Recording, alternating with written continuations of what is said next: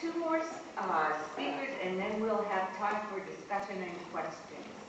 So now, I would like to introduce Pamela Palmater, who is a Mi'kmaq lawyer whose family originates from Gill River Bar First Nation in northern New Brunswick. Who said woohoo? And that just happens to be the exact same community that my family comes from.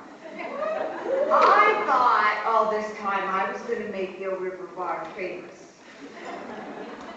Guess who did? Pam is currently an associate professor in the Department of Politics and Public Administration here at Ryerson. In addition to her faculty appointment, Pam is the chair in Indigenous Governance and the academic director of the Center for Indigenous Governance, which is housed in the Faculty of Arts here at Ryerson. Her current research interests relate to Aboriginal governance matters, specifically how land and natural resources, treaties and Aboriginal rights, jurisdiction and lawmaking powers, citizenship and identity can contribute to stronger Aboriginal families, communities, organizations, and nations. Recognizing her as a trailblazing role model for young Indigenous women who plant seeds of change that are transforming Indigenous communities across Canada, the YWCA named Pam a Woman of Distinction in the Social Justice category for 2012.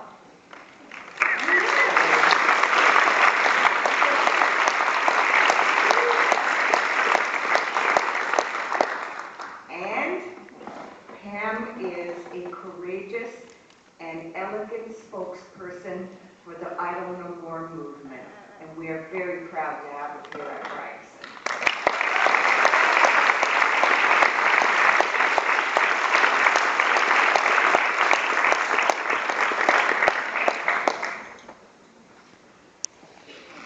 Just had to slip her $50 there.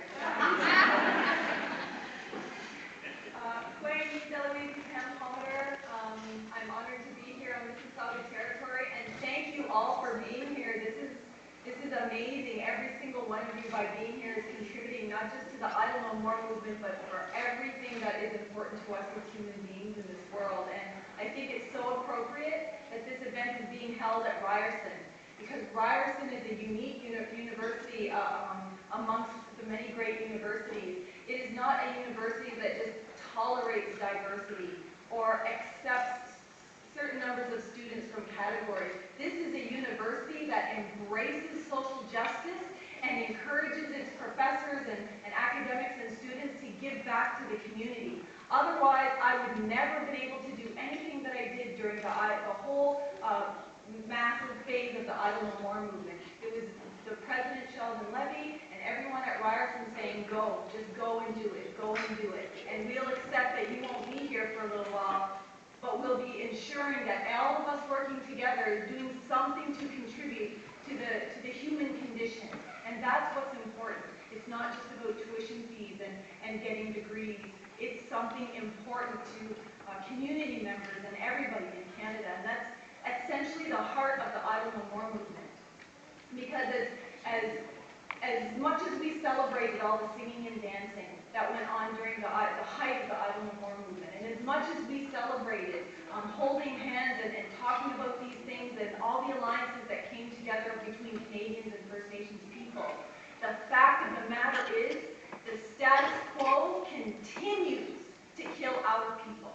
And not just in an inadvertent way, not just by accident, not just by policies gone wrong. Every single decision made by government officials in this country have known results. Every time they pick up a funding policy, they can tell you with precision, when we don't fund water this year, this many people are going to die from contaminated water. They can tell you when we don't fund housing, here's how many people are going to die. When we continue to chronically underfund human services like water children under the age of 8 are going to kill themselves. That's the issue that we're here for. There's lots of things to celebrate about us coming together, but this is serious business. This is lives at stake. And we used to just think it was First Nation lives at stake, and it is right now. First Nations have the worst socioeconomic conditions of any group in this country, and over the last 20 years, they've gotten progressively worse. Yet all of the media and government propaganda talks about it as if we're all getting better. We're on the road to recovery. Well, they should come here and stand before the people, stop taking extended vacations from Parliament, and account for their track record.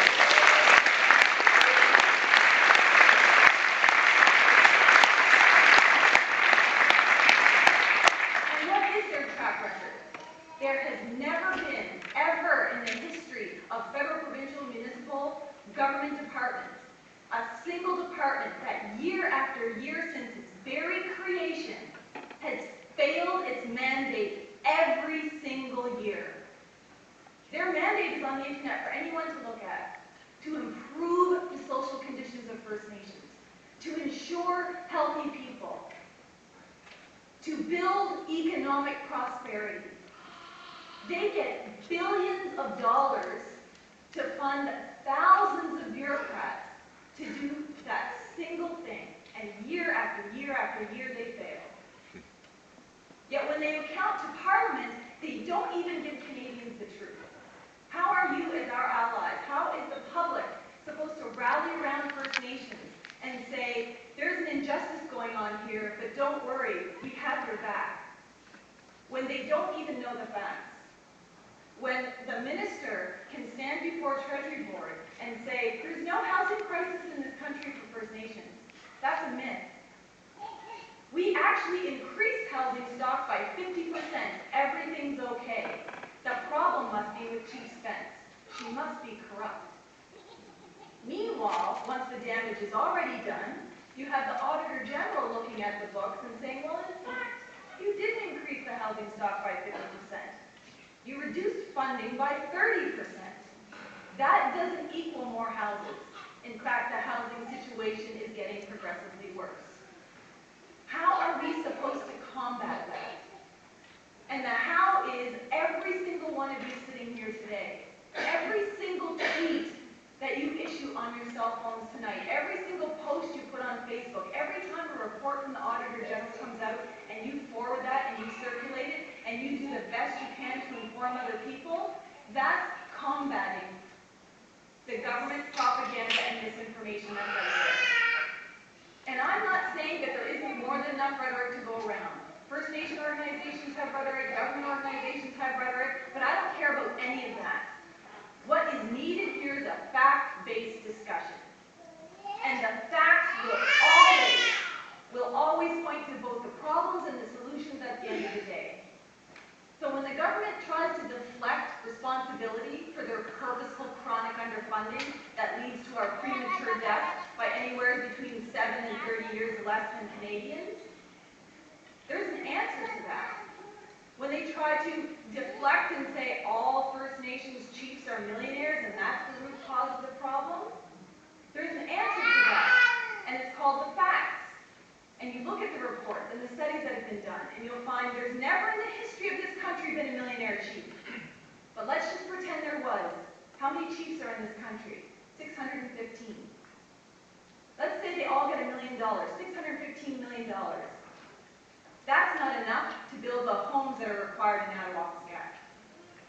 So it's certainly not enough to solve the chronic poverty that's in First Nations. And this just didn't appear overnight. This is something our ancestors have been dealing with since Canada was created, and they decided that the way we were going to have our relationships wasn't on nation-to-nation treaty relationships anymore. That it was going to be based on 2 policy objectives that have never changed since they instituted it. The first one is to acquire all the Indigenous lands and resources. That's not paranoia or propaganda. We've seen that happen. First Nations have less than 1% of all the traditional lands they used to have. But the second one, policy objective, was to reduce financial obligations by way of agreements and treaties. And they've been very calculating about doing that. Making sure there's not enough funding on reserve so that people move off reserve and lose their way into the cities. Making sure there's not enough funding for education. Then you don't have people trying to start their own businesses, trying to start their own companies. You can keep people impoverished with those kinds of policies. But here's the thing, you're not saving anybody any money. In fact, it costs Canadians more money to keep First Nations impoverished than it does to just give them equal funding. It costs $100,000 to keep one First Nation man in jail for 1 year. 60 grand for a 4-year education. And what do you think he could do with that? We know, the statistics tell us what he can do with that. Provide for his family. If nothing else was done in this country, but you took all of the money that Canada spends on surveilling people like me and Cyndi Blackstock and now all of you in this room,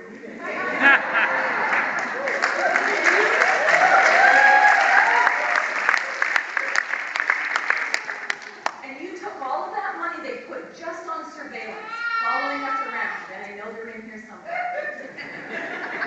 and you put all of that money just into First Nation education alone, and all you did was just equalize First Nation education. Forget housing, forget food, water, health, just education.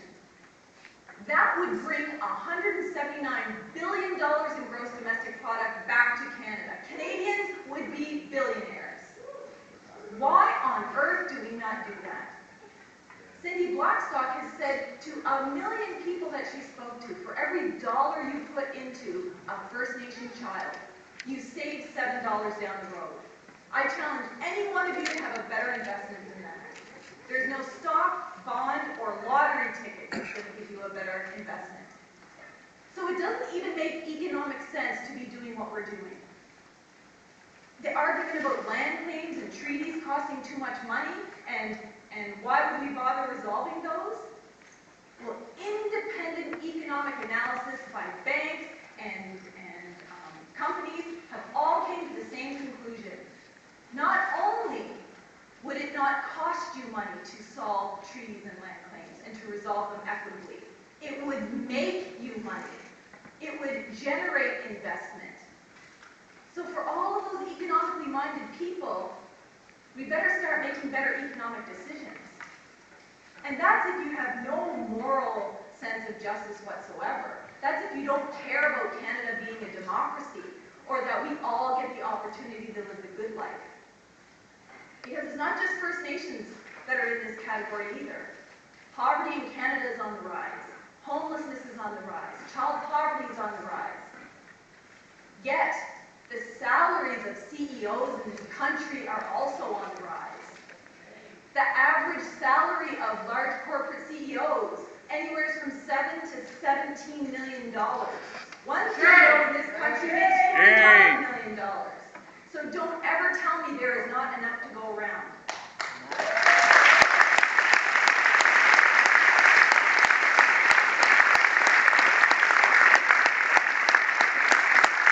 But this isn't just about money, because we're all grasping for the low-hanging fruit, the oil, the diamonds, the gold.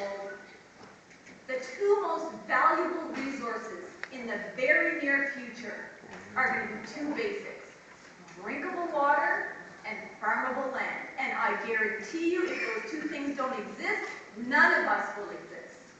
So when First Nations are on the front line, whether you agree or like their songs and dances, whether you agree with their politics or not, when they're on the front line defending the lands and waters, they're on the front line defending your children and grandchildren.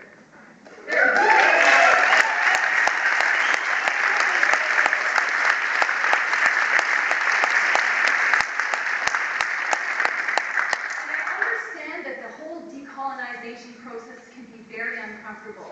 People don't want to hear uncomfortable things. But this isn't a guilt trip process that we're involved in. This is a how to be thankful for one another process. The fact that Canadians benefit from the dispossession of Indigenous people. And Indigenous people aren't saying, Canadians, we don't like you, we don't want to work with you, because we're good treaty partners. We believe in the nations-to-nation relationship. or we wouldn't keep extending our hands saying, please work with us.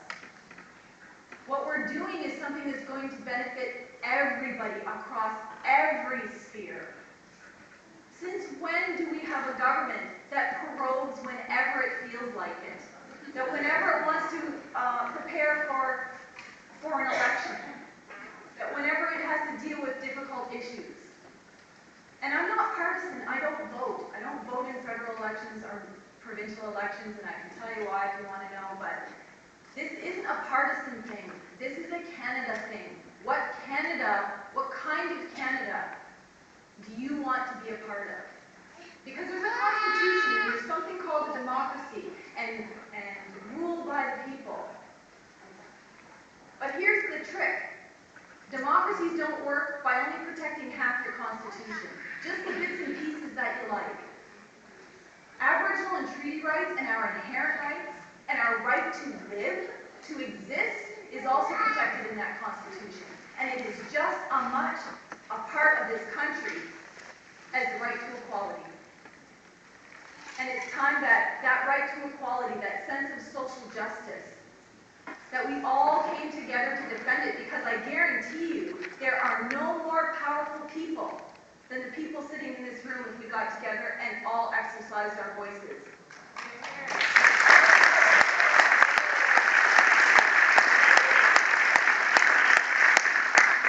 Think about the strength and the pride Canadians should have in Indigenous peoples.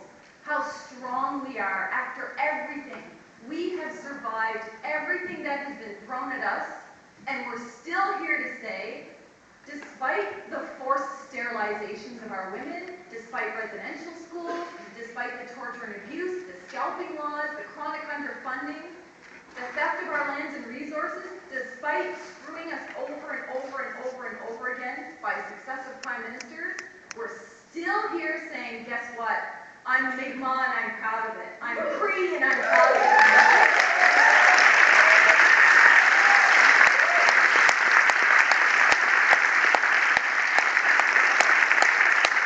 And that's something that we can share. That's something that we can build on with Canadians. Because that's what social justice is all about. We have a justice system, but they've forgotten the word social that goes with it. We have a legal system, but they've forgotten the rule of law that goes with it. That the laws don't just apply to the people in these territories, they also apply to governments. You simply can't make decisions that will result in someone's death. It's called manslaughter, murder.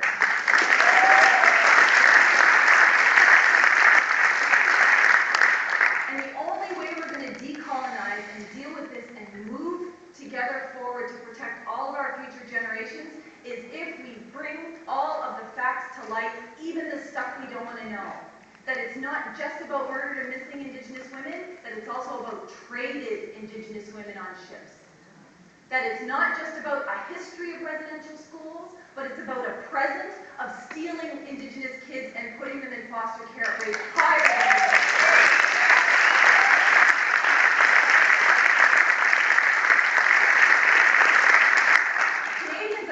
making these decisions. It's the politicians that are making these decisions. So we have no time. We don't even have 5 minutes for guilt or feeling bad or being uncomfortable. We just have to deal with that. Our ancestors went through much worse. If our ancestors can suffer what they suffered, then we can suffer a little bit of uncomfortableness in protecting this country for all of us to share. And I think that's the most important message. That First Nations, although portrayed as burdens to taxpayers, as lazy and unable to take care of their own affairs, nothing could be further from the truth. Because those same Indigenous people who have been wrongfully prosecuted, taken on starlight tours, forcibly sterilized, their children taken away, they're the ones on the front line saying, we're going to stand up for everybody. And so that makes First Nations Canadians' last best hope at making sure we actually have a future, protecting all the lands and resources and waters for everybody, and ensuring that along the way, we're not also killing Americans and people that live in Europe, because all the decisions we make here impact the entire world. Look at the Mackenzie River Valley Basin. That single basin alone impacts the entire world. The sea temperatures, plants, animals, birds. But because it's located in our country, if we screw with environmental laws, we screw with the futures of everybody in this world, not even just Canadians. And I think we have the power to do it. I don't even think we have the power to do it, I know. Look at what happened with Isle Moore. With no money, no political organization, no staff, no offices, we unilaterally came together as allies, as treaty partners, as nation-to-nation partners. And we said, enough is enough. And it was good, and it inspired people all over the world. But every movement has to change. It has to grow. We got the attention. Now what? There's a responsibility.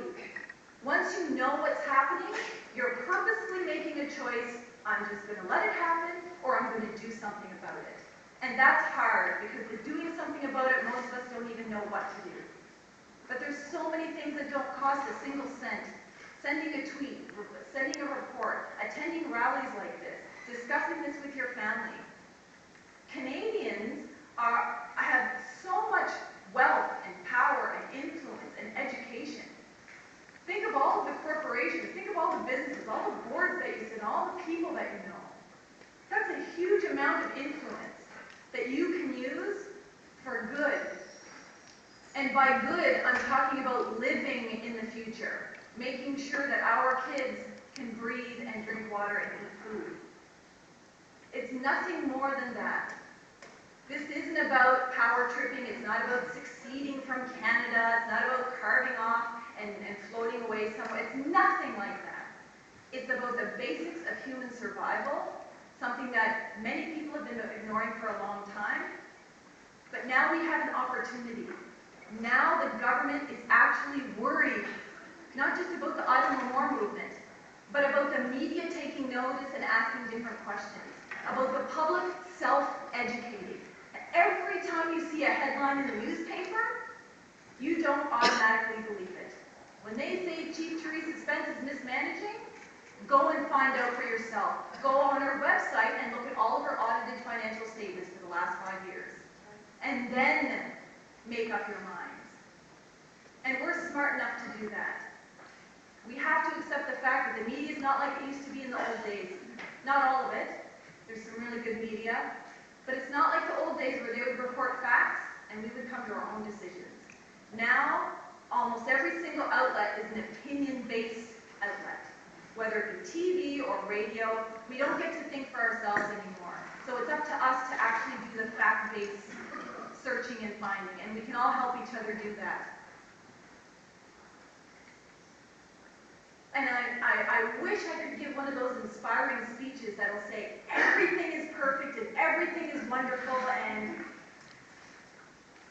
I'm just not one of those people that do that. I'm kind of hard reality.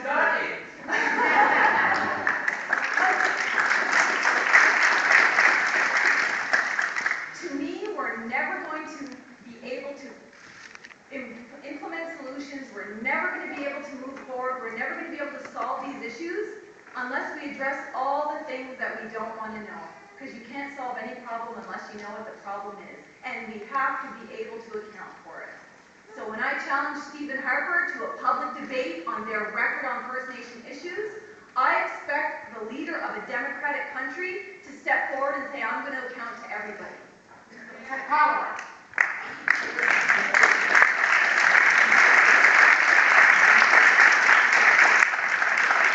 Even though that's on my Christmas list, I think I probably won't get that.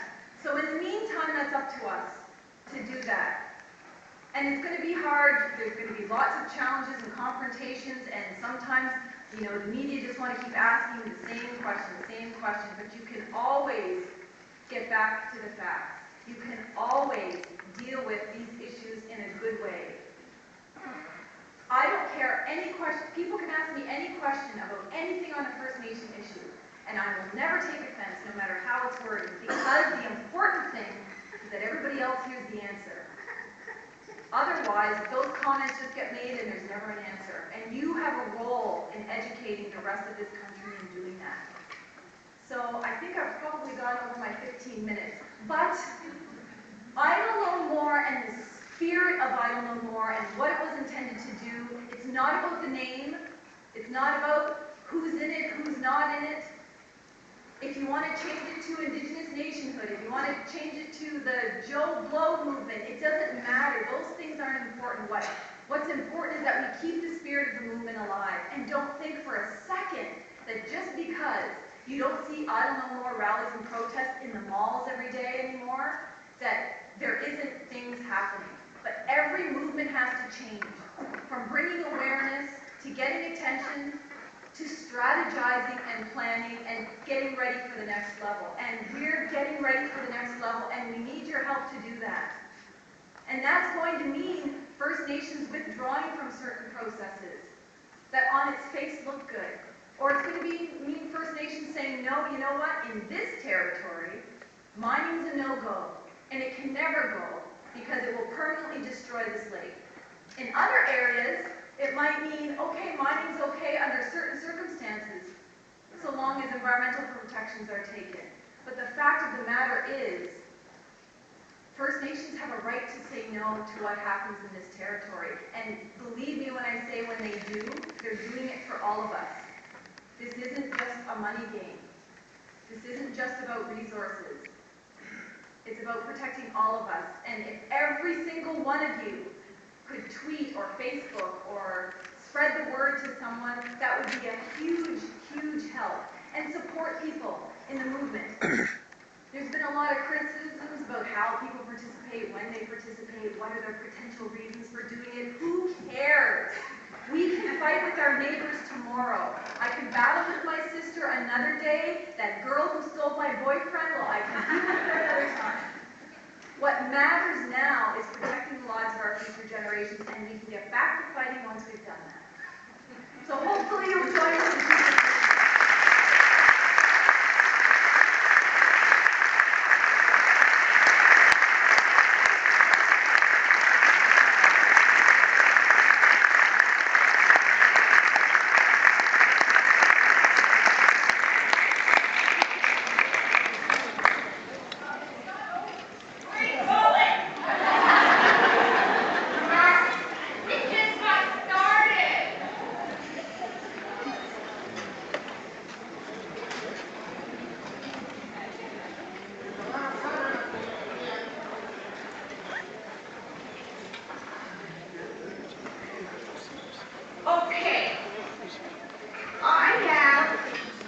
The honor and the pleasure of introducing Josh Kendrick to you all.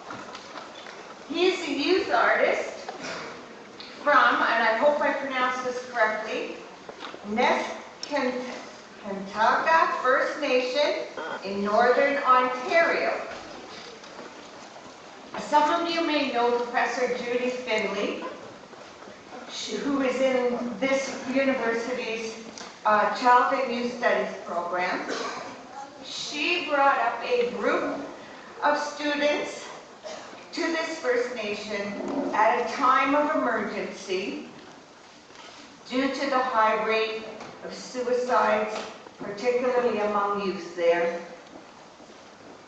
The youth of this community requested that the group assist them in creating an art festival there to promote healing. And Josh is one of the artists who contributed to this festival. And the art forms are now being displayed across Ontario. So please welcome Josh, part of our future.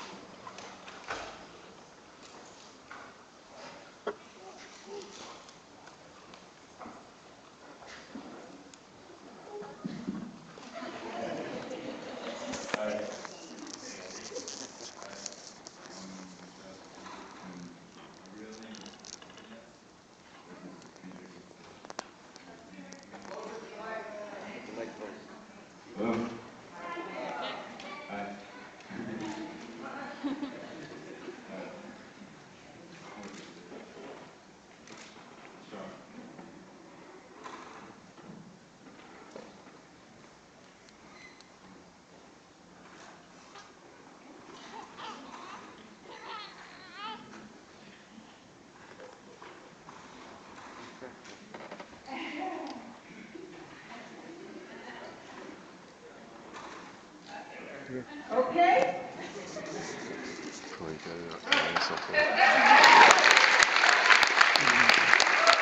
Give him a marker. Let him have it at the whiteboard. We're thrilled that you're with us. And it's your pictures that say what you're trying to convey. That's very meaningful. All right, everyone. How much time are we going to have? Yes, I've asked her to come up. 15 minutes? All right, so now we're going to have about 15 minutes if you would like to ask any of our speakers some questions. And I'll try and keep track of this.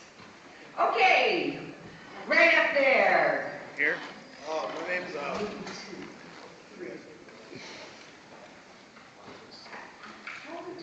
It's okay, you got a good voice, man. We could hear you from all the way back there if you want.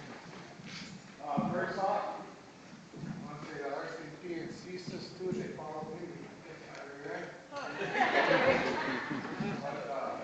My name is Evan Miller. I was a helper for street suspense in Ottawa for a duration.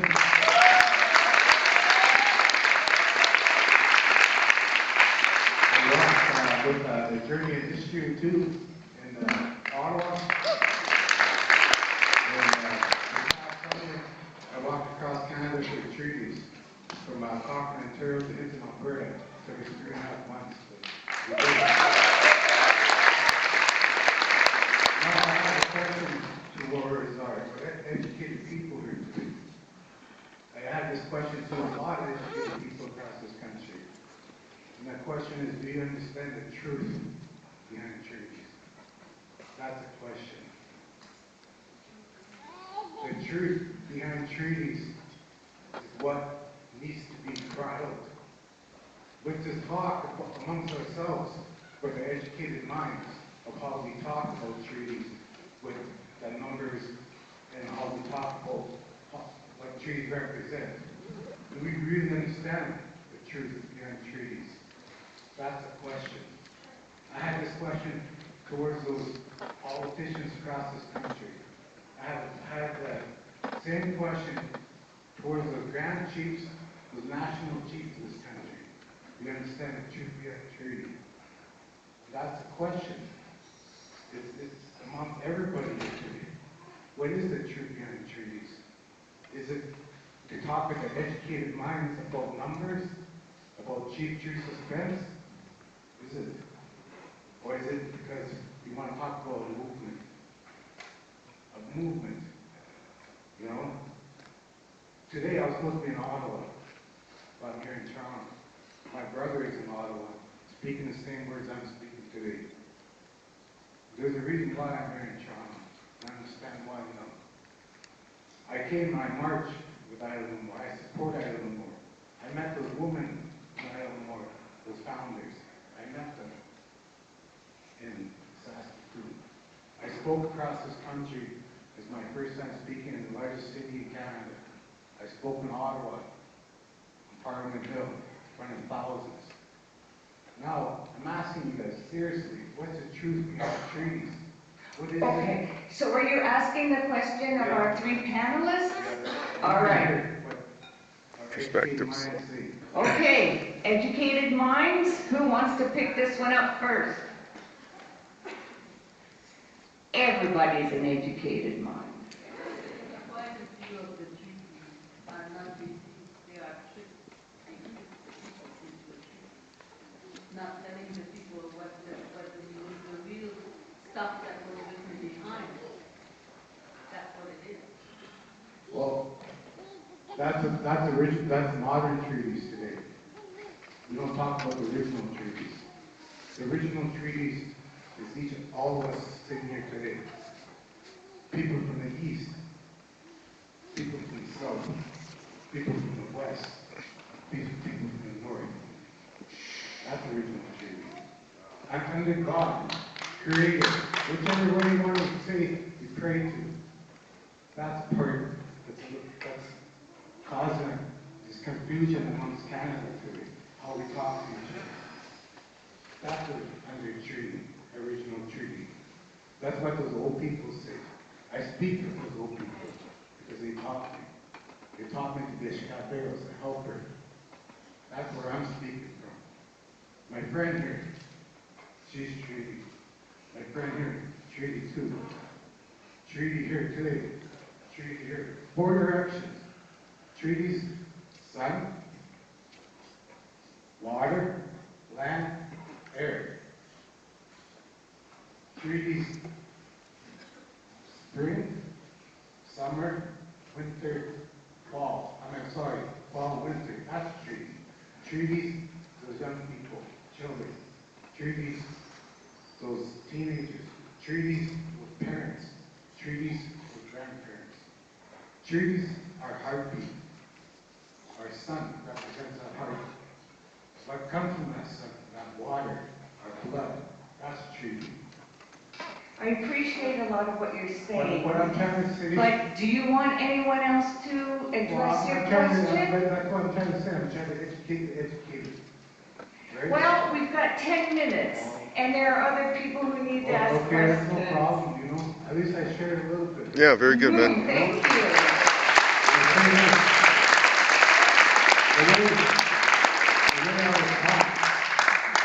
The way I was taught is for each one of you today to take what I said and share it with your own families.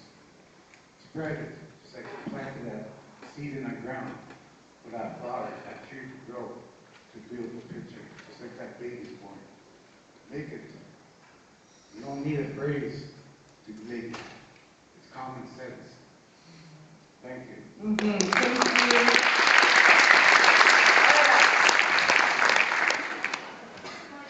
So, yeah, is there somebody who could take the mic around? No? All right. Here's our second question. Here he comes from the top.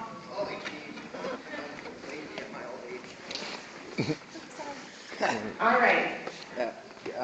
I have a Question, please. Well, I'm not going to go on a rant. I just got a question for everybody. I can speak loud enough. Who said that? People behind you can't hear you. Good evening. As a father of a young person, how are we going to, as a movement, protect this country and around the world for those generations on the next that are coming up? Because that's what's really important here, or at least to me, it's to protect my country and other people in the global market for those youngins today. How you guys are going to do that? Do you want anyone in particular? Anybody can answer that. Okay.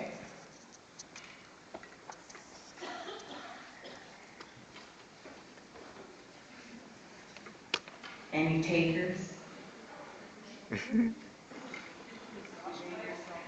I think we've heard quite a bit about that already, but if you have anything else you'd like to add.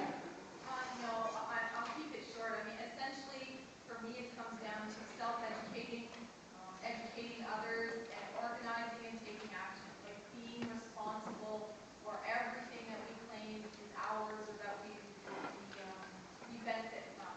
So you value the right to fish, and that you have a treaty right to fish. They have corresponding obligations to protect the waters that those fish are in and all the habitats that we can. So if we look at every single thing in this land as a balance, for every benefit we have with a corresponding obligation, if you just live by that simple rule, then that'll protect our generations infinitely. Thank you. All right, number 3. Now we're starting to get lots of hands. Okay. Thank you, and I would like to thank all of you for what you said. It's so very inspiring. I had the privilege of witnessing the artwork of Josh Kendrick and seeing how people were being inspired by it, how it has begun to change his community. And I'd like to ask Josh a little bit about that and how art has changed your life. Excellent.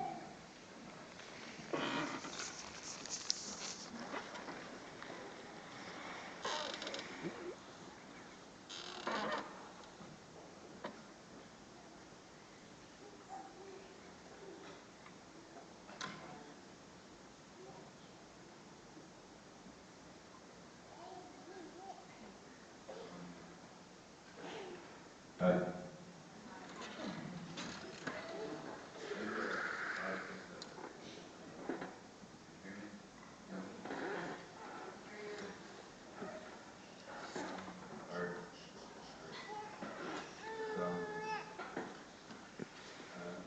can't really explain the spiritual thing. I'm just a nerd like person. Wow. Various things. That's how I look at it. Then art just opens my eyes, like the third eye of everybody has a third eye, I guess. It's their common senses, whatever you want to call it. Art changed my life, I guess.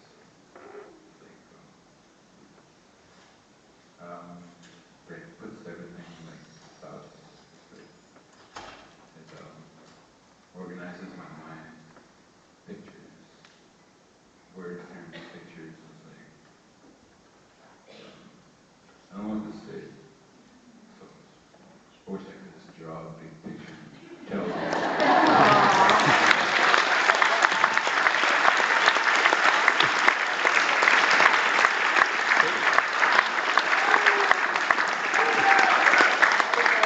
Okay, so we'll get a couple on this side this time. There was one, I know I saw another hand, 1 and 2, okay. Hello. I understand there's a group of people on the west coast, on Vancouver Island, who started a class action to protect the salmon, to force the government, the BC government initially, and the Fed, into taking care of the salmon instead of planting the currency groups of people, like the ones who want to do farm salmon and disease things, and then they can clear it away and then they can drill for oil. I wondered, I understood that they were asking leave of the Supreme Court of Canada, and both governments got into it, the BC and the Fed said no, Aboriginal people, First Nations cannot do class action. So I'm wondering if anybody knows what happened to that. Because there are group of people who are taking action, and I think it's kind of fallen. I don't hear anything more about it. It's on Nation Talk. Does anybody know what happened about that? Because they're defending the salmon, the wild salmon, and they're trying to do it by having a class action to protect the environment. Okay, thank you. Nope, these educated minds don't know that one. Okay, gentleman with the hat, and then we have the woman with the green kind of shirt. Okay, and then we'll have to check our time. Seagull. Seagull. I want to recognize that we're on Iroquois land. We never surrendered our land, not Mississauga. The Mississauga wampum is held by the Iroquois Confederacy. Anyway, my question is to Pam. We keep hearing this idea that we're sovereign nations and, you know, we never surrendered our land and our territories. So how do we explain to these outsiders about respecting our Indigenous sovereignty?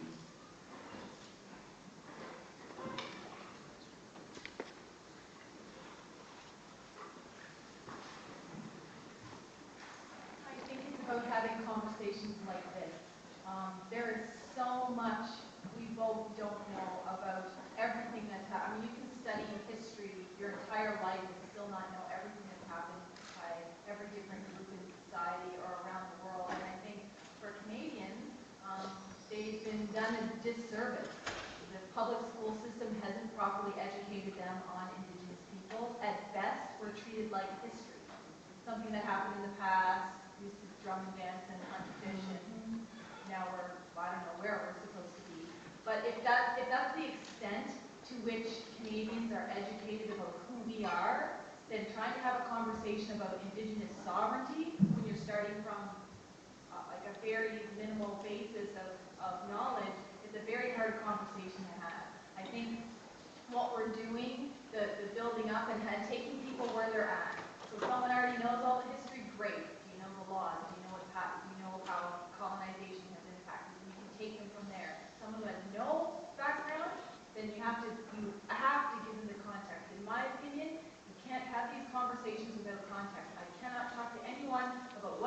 makes, under the Indian Act, Indian Affairs salary unless you know the whole context. These aren't things that we've had any control over. And so for me, I try to take people where they're at and build up to that ultimate conversation around sovereignty and our obligations. I can't even call myself a Mi'kmaq person unless I'm willing to put myself out there to protect the lands and waters and my people and my sovereignty. Because it's something that's lived, asserted, and defended. It's not something that's given, it's not abstract anywhere. So I guess the best I can say is just build up to those conversations and accept that through no fault of Canadians, that's where they're at. That's where the government has put them in terms of their education and propaganda, and try to undo the damage that's done and create a different relationship for us and Canadians, because that'll bring about a different relationship for us and the corporate nation. Thank you. Our final question, I think.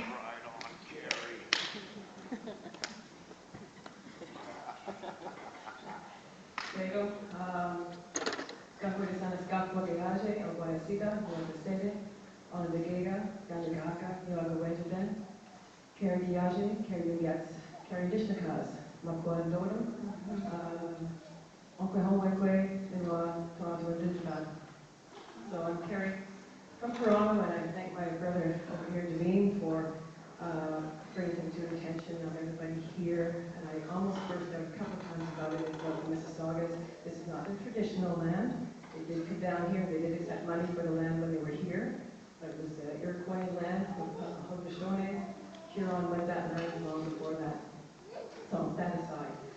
There was a gentleman who spoke earlier who asked about what can we do? What can we do about the future generations? What can we do to stop the pilfering of the land and the water?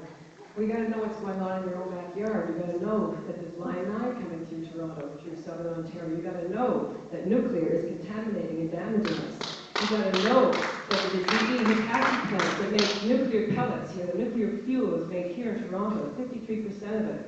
And it goes to Peterborough and gets processed there into the fuel rods and gets sent down to Chemical Port Hope to be distributed across Ontario and New Brunswick for the nuclear facilities. You got to know that tritium is leaking into our water every day from can-do nuclear plants. You got to know that Schedule 2, in regards to our water, makes it that any lake can be made into a tailings pond. You got to know these things. You got to read about them and stop them and go out on the line. Like my brothers and sisters over here and here, who blockaded at Westover.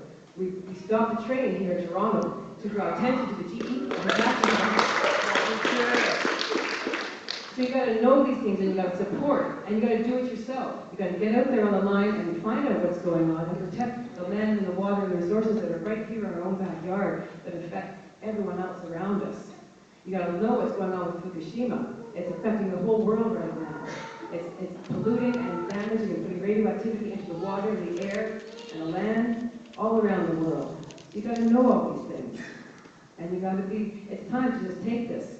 You got, as you mentioned with Harper, he's proroguing and stopping government from going through. He's pushing these environmental laws so that an industry can take a forward step and trade deals. Complete disregard to our land and our water resources. And I don't know what he's thinking. I don't know what he's thinking about his own children and his own grandchildren. And that's not going to get him very far, is it? No, that's immediate. It's something for his future. His own children will die of cancers because of his policies. So I just wanted to put that out there, and thanks everybody for being here. You know, go on. Thank you.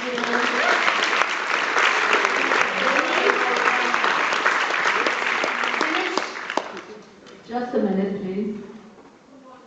There's something I want to say here. Keep going. I am really sad to hear that things are going down like you think it is. I see that you don't even realize how great what you did with I Don't Know More. When it first began, it was, we filmed all of our children in our world. I have never seen people so together and so many hundreds of young people out there walking, and by the time the Nishu children came, all the way from Great Well to Ottawa, walked all the way. I can tell you, I've interviewed many of them, and what's happening now with our young people is extraordinary. Nothing is going to stop them. And I'm telling you something.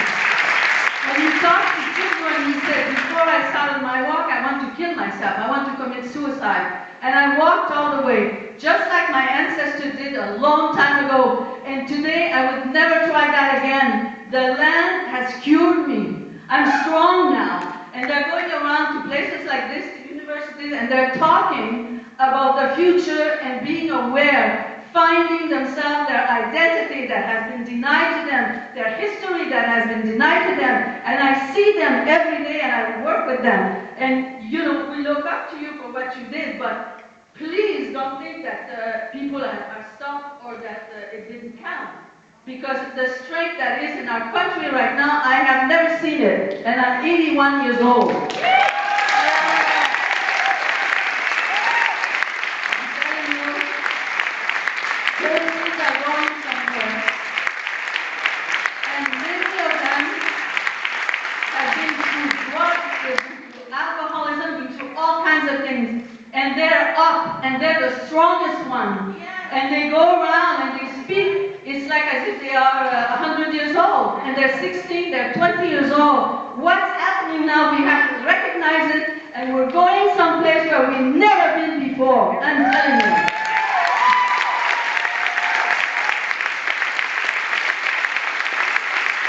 You know, when a young man says to me, I'm walking, I don't drink, I don't even want to drink. It means nothing to me. And I'm walking on the land. I feel my ancestors talking to me. And they're 16, 18, 17, and they talk like old people. And they walk differently. And it means step aside. Here I come. It's not Indian affairs of the government or anybody who's going to tell me who I am, and what I'm going to be, and what I'm going to do for the water and for the land. That's where we are now. So you have to know that and recognize it. And thanks to you for a lot of it. But please don't feel that it's so, that nothing is out there. It's not true. There's a strength that I've never seen before. Never. And I've been around a long time. So I want you to know that about your kids. And what's happening out there is unbelievable. It's total. It's so spiritual. It's so magical. And not afraid. So thank you.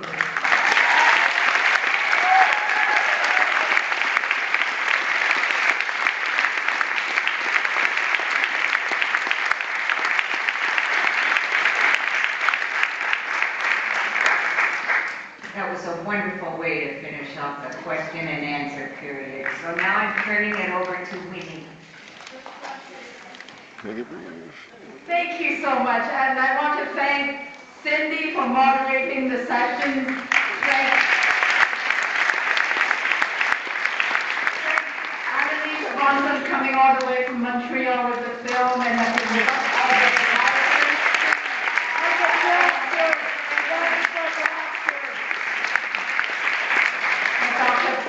Pamela Palmater.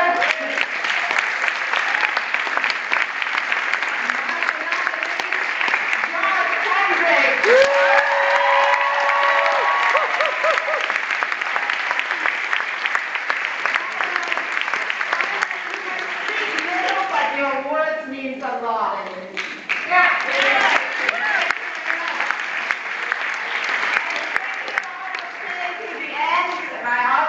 To Annalise and all of you of the technical difficulties. But it has been a wonderful way to welcome the Toronto I Don't Know More folks are coming in.